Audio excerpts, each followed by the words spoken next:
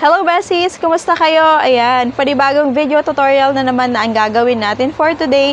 And for today's video is all about Wi-Fi connection. Tuturo ko sa inyo step by step kung paano nga ba i-hide or itatago yung ating Wi-Fi connection in public para iwas na rin sa mga nangahack at sa mga unauthorized connection sa ating Wi-Fi. Ayan, ituturo ko yan sa inyo mamaya step by step pagkatapos ng ating intro.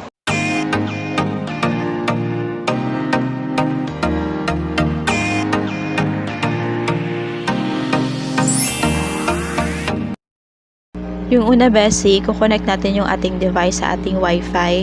And then, mag-open tayo ng Chrome. So, na-open ko na yung sa akin. At ilalagay natin yung ating IP address. Yung aking IP address is 192.168.254.254 and then click yung enter. Kung na-open nyo na, yan yung makikita ninyo. So, ang next step is kailangan ninyong mag-login.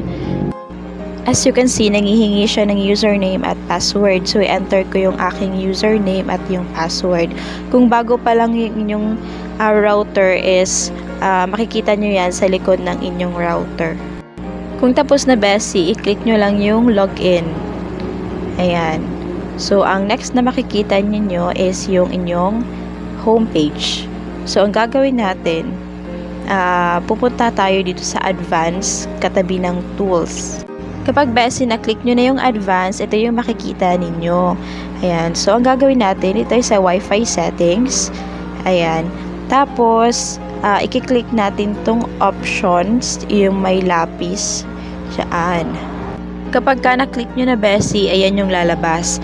Makikita ninyo inyong Wi-Fi name, tapos yung Wi-Fi password ninyo. So, kung pwede nyo siyang palitan para makasigurado kayo na madali nyo siyang ma-access once na i-hide nyo na siya. And then yung password, pwede nyo ring palitan. So, kung okay na kayo dyan, Bessie, pwede nyo nang i-click itong hide Wi-Fi and then click save. Ayan. So, hindi na naka-public ang inyong Wi-Fi. So, automatic pala, madidisconnect kayo once na ginawa nyo ito. So, kailangan nyong mag-connect ulit sa inyong Wi-Fi. So, ang gamit ko ngayon ay aking phone. So, add network tayo. And then, i-type natin ang ating network name, which is sa amin is obtaining IP address. And make sure, Bessie, na tama yung kanyang spacing and then yung capital letters na ilalagay ninyo, ha. At yung sa security naman, yung pipiliin nyo is WPA. Ayan, WPA2PSK. And then, type your password. Ayan. So, make sure na tama rin yung password na ilalagay ninyo. At pagkatapos, i-click mo lang yung connect at ayan, connected ka na sa inyong Wi-Fi kahit hindi siya nakikita. Ayan. So, try natin. Open tayo ng YouTube. Ayan. So, mag-try tayo ng pag-click ng video kung gumagana nga ba ang ating internet. So, pipiliin ko to. Ayan. Ayan. So, gumana naman siya. Ibig sabihin, no, nakakonect na tayo sa ating internet.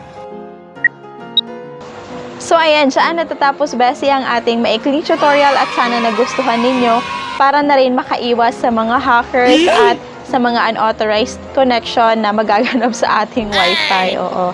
So, kung nagustuhan nyo itong video, please don't forget to like, share, and subscribe to my channel para lagi kayong ma-update sa aming mga uploads. Again, Bessies, bye!